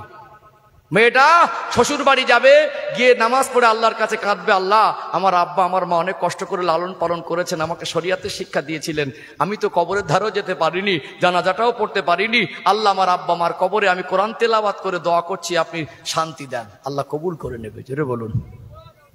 মেয়েটা 16 বছর বয়স, বিয়ে দেবে বলে ঘুরছে, 16 ওয়াক্তের নামাজ পড়ি না, আছে না নেই? বিশ্বাস করুন, ছেলেরা তো মাঝে মাঝে মাইয়েত হয়ে গেলে জানাজা পড়ে না? আব্বা বাড়ি নেই, বাড়ি একটা মোটরসাইকেল আছে, আত্মীয় মরে গেছে, মা বলছে বড় ছেলেকে কচি চল না একটু দেখে আসি, তোর খালা মরে গেছে। হয় কি হয় না? খালা মরে গেছে, দেখতে গেছে, মাকে নিয়ে জানাজাটা পড়তে হবে না? ও পড়েছে। 2 ঈদের নামাজ আমাদের ছেলেরা ফাঁকি যায় না, ওটা পড়ে। তারপরে 52-53টা জুমা 10টা-20টা পড়ে। তবুও এ জানাজা পড়েছে, ঈদের নামাজ পড়েছে, আর জুমার নামাজ পড়েছে। মেয়েটা 16 বছর বয়স, এ 16 ওয়াক্তের নামাজ পড়িনি। বাপ বলছে আমার মেয়ের মতো মেয়ে নেই। আব্বা মরে গেল, 4 দিন ছিল বাপের বাড়ি, বাপের 4 দিনের খাওয়া খাবে বলে 1 ওয়াক্ত নামাজ পড়িনি। বাপের বাড়ি থেকে ফিরে শ্বশুর বাড়ি গেল 4-5 দিন পরে, সিরিয়ালগুলো কাজা ছিল, কাজা তুলছে। পাবেন তো কিছু পাবেন তো? প্রত্যেকটা গ্রামে ইমামদের যোগ্য বেতন দেন, ইমামদের দায়িত্ব অনেক বেশি। 5,000 টাকা ইমামের বেতন হয় না, ইমামকে যোগ্য বেতন দেন। একটা ইমামের দায়িত্ব শুধু 5 ওয়াক্ত নামাজ পড়ানো নয়, তাকে যোগ্য বেতন দেবেন। সেই ইমাম দ্বারা প্রত্যেকটা মসজিদ মহল্লা কেন্দ্রিক শিক্ষা প্রতিষ্ঠান থাকবে, প্রাথমিক শিক্ষা। ওই গ্রামের প্রত্যেকটা বাচ্চা সূরা ফাতিহা শিখবে, কোরআন তেলাওয়াত শিখবে, উজু শিখবে, দোয়া শিখবে, জানাজা শিখবে। আমাদের বাচ্চারা ডক্টর, মাস্টার, ব্যারিস্টার, ইঞ্জিনিয়ার হবে, IPS হবে, জজ হবে, আমাদের বাচ্চারা উকিল হবে, অ্যাডভোকেট হবে, কিন্তু আমাদের বাচ্চাদের ভিতরে ইসলাম থাকবে। কথা ঠিক না বেঠিক? কিন্তু আমাদের ছেলেরা, অনেক ছেলে এর ভিতরে আছে সূরা ফাতিহাটুকু আমরা শিক্ষা দেইনি। এখানে বসেছেন, এখান থেকে প্রতিজ্ঞাবদ্ধ হন, আমরা ইসলামকে মেনেছি। মুখে মানলে শান্তি পাওয়া যাবে না, আমালে জিন্দেগিতে বাস্তবায়ন করলে দুনিয়ায়ও শান্তি, কবরেও শান্তি, আখিরাতে জীবনেও শান্তি পাওয়া যাবে। আল্লাহ আমাদেরকে তৌফিক দান করেন, বলেন আল্লাহুম্মা আমিন। একটু মহব্বতে দরুদ শরীফ, আল্লাহুম্মা।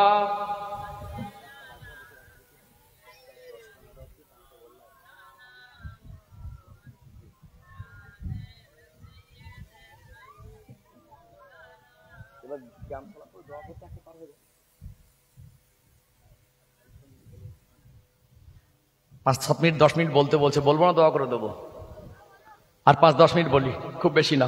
11টার পর দোয়া করবো 10 মিনিট, একটার পর দোয়া করবো ইনশাল্লাহ। 10 মিনিট বাকি, 1টা বাজতে 10 মিনিট বাকি। তাকবীর দেন না? আর এই তাকবীর একটু আগে বলেছি না, সবাই তাকবীর দেয় না।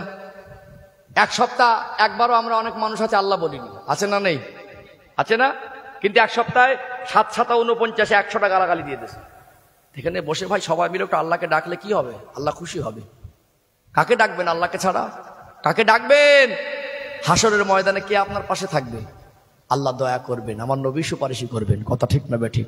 একটু তাকবীর দেন না? নারে তাকবীর। আরেকটু প্রাণ ভরে নারে তাকবীর, আরেকটু কলিজা ভরে নারে তাকবীর। সিলসিলায়ে হক মুজাদ্দিদুজ জামান আহলে সুন্নাত ওয়াল জামাত বিশ্ব নবী দিবস বীরসিংহপুর গ্রামবাসী বিন্দু নারে তাকবীর।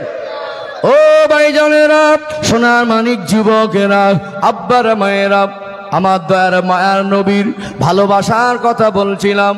আল্লাহ নবীর সাহাবী হযরত আবু বকর সিদ্দিক রাদিয়াল্লাহু আনহুর ভালোবাসার কথা বলছিলাম। আর একজন সাহাবীর ভালোবাসার কথা বলি। আল্লাহ নবীর কাছে একটা বিচার চলে আসলো, ইয়া রাসূলুল্লাহ হাবিবাল্লাহ, একটা এতিম বাচ্চা আর ইহুদির বাড়ি পাশাপাশি। আর একদিকে আপনার একজন সাহাবীর বাড়ি আছে, ইয়া রাসূলুল্লাহ হাবিবাল্লাহ, ওই এতিম বাচ্চার বাড়ির সীমানার গায়ে আপনার সাহাবীর ঘর রয়েছে। আপনার ওই সাহাবী এই বাচ্চাটার সীমানা নিয়ে আপনার কাছে বিচার দিতে এসেছি। খেজুর গাছ একটা আছে, ওই খেজুর গাছটা আবু লুবাবা নামক এক ব্যক্তির কোলে পড়ে আছে। ওই আবু লুবাবা নামক ওই ব্যক্তি যদি ওই খেজুর গাছটা এতিম বাচ্চাকে দিয়ে দেয়, ওর সীমানাটা সোজা হয়ে যাবে, সমস্যাটা মিটে যাবে। আল্লাহ নবীর সাহাবী হযরত আবু লুবাবা রাদিয়াল্লাহু আনহু, আল্লাহ নবীর সাহাবী এই সময় ওই গাছটা দিতে নারাজ হয়ে গেলেন, গাছটা দিতে নাখোশ হয়ে গেলেন, বলল দিতে পারবো না।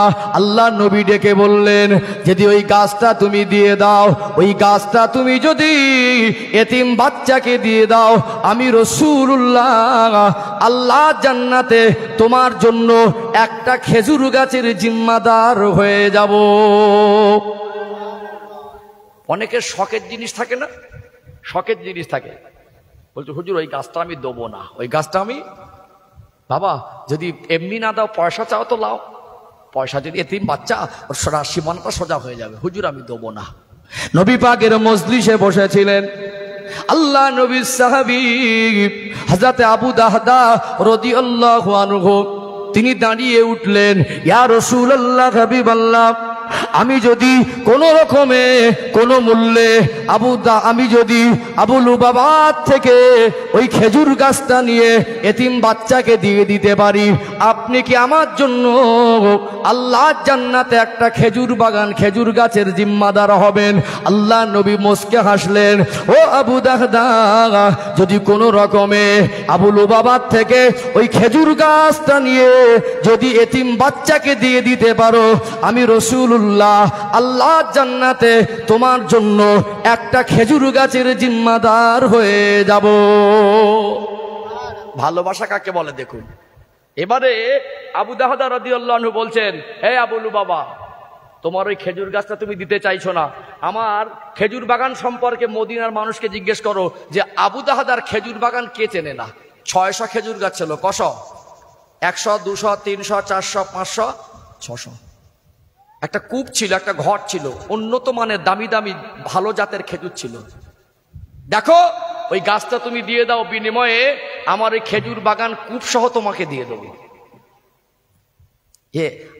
আবু লুবাবা অবাক হয়ে যাচ্ছে, বলে কি একটা গাছের বিনিময়ে 600 খেজুর গাছ, খেজুর বাগান, কূপ, বাড়ি সহ সব দিয়ে দেবে? আচ্ছা এরকম সুযোগ কেউ ছাড়বে? কেউ ছাড়বে? বলে তুমি ঠিক বলছো? বলে আমি ঠিকই বলছি, বিনিময় ওই খেজুর গাছটা তুমি আমাকে দিয়ে দাও।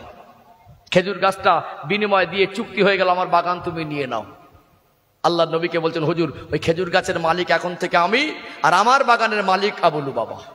আমি ওই খেজুর গাছের মালিকটা শর্তে চুক্তিতে আমি আবু লুবাবার থেকে নিয়ে এতিম বাচ্চাকে দিয়ে দিলাম, বিনিময় আপনি আমার জন্য আল্লাহ জান্নাতে একটা খেজুর গাছের জিম্মাদার হলেন। জোরে বলুন। ও ভাইজানেরা, সোনার মানিক যুবকেরা, আব্বারা মায়েরা, ভালোবাসা কাকে বলে, নবীর পিয়ার কাকে বলে, নবীর মহাব্বত কাকে বলে, একটু আপনাদের বুঝিয়ে দেয়। হযরতে আবুল দাহদা রাদিয়াল্লাহু আনহু ছুটে ছুটে গেলেন, আর বাগানের ভিতরে প্রবেশ করেন না। বিবি সাহেবাকে ডাক দিতে লাগলেন, ও উম্মে দাহদা, ও উম্মে দাহদা, ঘর থেকে বেরিয়ে আসেন, ঘর থেকে বেরিয়ে আসেন। বিবি সাহেবা ঘর থেকে বেরিয়ে বলছেন, আপনি তো খেজুর বাগানের মালিক, এটা তো আপনার ঘর, এটা তো আপনার বাগান, আপনি তো বাইরে থেকে কোনোদিন এমন চেঁচিয়ে চেঁচিয়ে আমাকে ডাকেন না, আপনি ঘরে আসেন। বলছেন, বিবি বেরিয়ে এসো, এ ঘর আমার নয়, এ বাগান আমার নয়, এই ঘরের ভিতরে আমি আর যাব না, বাগানের ভিতরে আমি আর প্রবেশ করব না। বিবি সাহেব অবাক হয়ে গেল, কি বলছেন, বাগান তো আপনার, আপনার নয় কি করে? বলতে লাগলেন, ও উম্মে দাহদা, ও আমার বিবি, এই বাগানটা আমি বিক্রি করে দিয়েছি। বিবি সাহেবা বলতে লাগলেন, এত বড় বাগান, 6টা খেজুরের গাছ, আপনি কিসের বিনিময়ে বিক্রি করেছেন? ওই সময় আবু দাহদা রাদিয়াল্লাহু আনহু বলতে লাগলেন, ও উম্মে দাহদা, ও আমার বিবি, আমি এত বড় খেজুর বাগান বিক্রি করে দিয়েছি, বিনিময় আমার রাসূলুল্লাহ আল্লাহ জান্নাতে আমার জন্য একটা খেজুর গাছের জিম্মাদার হয়ে গেছে। ভালোবাসা কাকে বলে? বিবি আমি আর যাব না, বেরিয়ে এসো। বিবির মতো বিবি, যেমন স্বামী ইমানদার, বিবি ইমানদার। বললেন, আপনি উত্তম ব্যবসা করেছেন। জোরে বলুন। আমাদের ঘরের বিবিরা হলে ঘুম হারাম হয়ে যেত। হ্যাঁ, একটা খেজুর গাছের নবী পাক তোমার জান্নাতে জিম্মাদার, তুমি এত বড় বাগান দিয়ে দিলে। আমাদের ঘরের কিছু কিছু বিবিরা হলে না, মনে কলজে শুকিয়ে যেত। কি ঠিক বলছি না ভুল বলছি? হ্যাঁ, স্বামীর জামার কলার ধরে বলতো, ফেরত দাও, তোমার সব বিক্রি রাখো। ও হাসতে হাসতে নবী পাকের কাছে গেলেন, ইয়া রাসূলুল্লাহ, বাগান খালি করে দিয়েছে, আমি আর যাব না। আল্লাহ নবী হুজুর আমার ওই দিন এতটা খুশি হয়েছিলেন, এতটা সন্তুষ্ট হয়েছিলেন। ও বাবা আবু দাহদা, তুমি আমাকে এত বেশি ভালোবাসো, তুমি আমায় এত বেশি মহব্বত করো, তোমার উপরে আজ আল্লাহ দয়াময় এতটা খুশি হয়েছে, এতটা সন্তুষ্ট হয়েছে, আজকে আল্লাহ এতটা রাজি হয়ে গেছে। আল্লাহ জান্নাতের ভিতরে তোমার জন্য একটা খেজুর গাছে জিম্মাদার নয়, আমার আল্লাহ দয়াময় তোমার জন্য আমার আল্লাহ অনেকটা খেজুর গাছ দিয়ে দেবে। আমি রাসূলুল্লাহ তোমার উপরে রাজি হয়ে গেলাম। ভালোবাসা কাকে বলে? পৃথিবীর মানুষকে সাহাবারা দেখিয়ে দিয়ে গেলেন ভালোবাসা, মহব্বত কাকে বলে। আচ্ছা, নবী পাক খেজুর গাছের জিম্মাদার কোথায়, দুনিয়ায় না জান্নাতে? নবী যে বলেছেন জান্নাতে তোমার একটা খেজুর গাছ দেব, তার জিম্মাদার আমি, তাহলে খেজুর গাছটা পাওনা নিঃসন্দেহ হয়ে গেছে, অবকাশ নেই। তাহলে ওই পাওনাদার হতে গেলে জান্নাতের জন্য কনফার্ম, জান্নাতের জন্য কনফার্ম। 6টা খেজুর গাছটার কাছে বড় নয়, আল্লাহ রসুল আর আখেরাতে জান্নাতটা বড় মনে করেছিলেন। কি গো, এই চিন্তা যদি আমাদের কাছে থাকতো, আমরা কি করে এক এক সপ্তাহ এক ওয়াক্ত নামাজ পড়ি, নিজের কাছে নিজের লজ্জা লাগা দরকার ছিল। অতএব আখেরাত আমাদের আছে, আছে না নেই? নামাজ পড়ুন, বিশ্বাস করুন, যেই দলমত করেন নামাজ ছেড়ে দিয়ে নাজাত পাওয়া, যেই দলমত করেন নামাজ ছেড়ে দিয়ে আল্লাহকে সন্তুষ্ট করা যাবে না। নামাজ পড়ুন, নামাজ পড়ুন। মসজিদগুলো আজকে খালি, মসজিদ বদদোয়া করে, মসজিদগুলো আজ খালি। গ্রামের 100 মানুষের ভিতরে 30 জনও নামাজি না। কিছু কিছু মহল্লায়, আমি আপনাদের গ্রামের খবর জানি না আর বলছি না, কিছু কিছু মহল্লায় শতকরা 30 জনও নামাজ পড়ে না। আছে না নেই? আছে না? এগুলো খেয়াল রাখবেন। আল্লাহ আমাদের বুঝ দেন, হেদায়েত দেন, বলেন আল্লাহুম্মা আমিন। রাগ করেছেন নাকি? আমি খুব ছোট মানুষ, নগণ্য মানুষ, আল্লাহ পাক আমাকে দিনের কথা বলাচ্ছেন, এটা আমার কাছে অনেক সৌভাগ্যের। বিশ্বাস করুন, 8-9 মাস এইভাবে রাত জেগে পরিশ্রম করি। একটা সময়, প্রাথমিক সময় আমি গুজরাট থেকে পড়াশোনা করে এসে আমি একটা দাওরা হাদিস পর্যন্ত মাদ্রাসাতে 10 বছর 400 ছাত্র হোস্টেল থেকে শিক্ষকতা করেছি, 10 বছর। তারপরে মনে করলাম আল্লাহ পাক যে দিনের কিছু কথা বলায়, কিছু মানুষকে দিনের দাওয়াত পৌঁছে দেবো। একটা সময় আনন্দ হতো, ভালো লাগতো, কিছু দাওয়াত আসছে, আবেগ কাজ করতো। এখন বয়সও বাড়ছে, আর এখন মনে হচ্ছে যে এত কষ্ট করি, যে টাকাগুলো মানুষ আমাদেরকে দেয়, এটা কবরে নিয়ে যেতে পারবো না। মানুষগুলো 2 ঘন্টা করে কষ্ট পরিশ্রম করে ঠান্ডায় গরমে বর্ষায় বসে থাকে, তাদেরকে কি দিলাম? বিশ্বাস করুন, আল্লাহ যদি এখানে আমাকে ইখলাসের নিয়তে কিছু কথা বলায়, বিনিময় যদি আপনাদের জীবনে একটু পরিবর্তন আসে, তার বিনিময় যদি আল্লাহ আমাকে কিছু দেয়, এটা বড় পাওনা। কথা ঠিক না ঠিক? পকেটে যে টাকাটা দেবেন, এটা তো আমার সম্মানসূচক কিছু দিলেন, এটা তো আমাকে কিছু হাদিয়া করলেন, অজের বিনিময় না, এটা আমাকে হাদিয়া করলেন। আমাদের সাথী সঙ্গীরা থাকে, গাড়ির একটা মেনটেন্যান্স খরচা থাকে। কথা ঠিক না ঠিক? অতএব এখানে বসেছি, আমার উদ্দেশ্য হওয়া দরকার মানুষের জীবনে পরিবর্তন আসুক, আপনাদের উদ্দেশ্য হওয়া দরকার মানুষের জীবনে পরিবর্তন আসুক। আমি যতটুকু বলেছি আমার ভাষায়, ভঙ্গিতে, কথা, শব্দ চয়নে, কারোর মনে যদি কষ্ট লাগে ক্ষমার নজরে দেখবেন। কষ্ট পেলেন নাকি? আলহামদুলিল্লাহ, খুব ভালো পরিবেশ। আমি যতক্ষণ এসেছি একটা মানুষকে উঠতে দেখিনি, বরং বসতে দেখেছি। খুব ধৈর্যের সঙ্গে আপনারা অনেকক্ষণ ধরে বসে আছেন। যেহেতু আমার পূর্বে একজন আলেম বক্তব্য করেছেন,